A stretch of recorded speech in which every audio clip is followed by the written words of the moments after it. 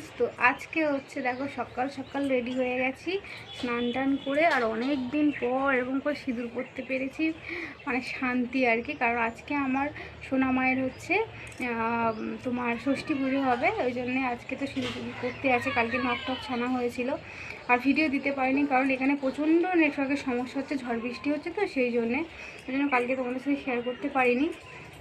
যাই হোক, তো দেখো এই যে শাড়িটা পরে নিয়েছি, সাপা শাড়িটা, কারণ নতুন নতুন পরতে হয় সব কিছু। আমার প্লাস চিনিও নতুন পরবে আজকে, আর চিনি এমনি প্রতিদিনই নতুন পরছে, কারণ চিনির প্রচুর ড্রেস। তো দেখো এই যে শাড়িটা পরে নিয়েছি, আর সাজের মতো জানো তো এটাই আমার সবচেয়ে মেন, এটাই আর একটু কাজল, ব্যাস, একটু সামান্য লিপস্টিক। আমি সেরেছি, আর আমার চিনি মাকে সাজিয়েছি কেমন তোমাদের দেখাচ্ছি, তা আসো মা আসো। এই দেখো আমার চিনি নতুন জামা পরেছে, নতুন জামা পরছে, দেখো। ও মা, কোথায় দেখছো?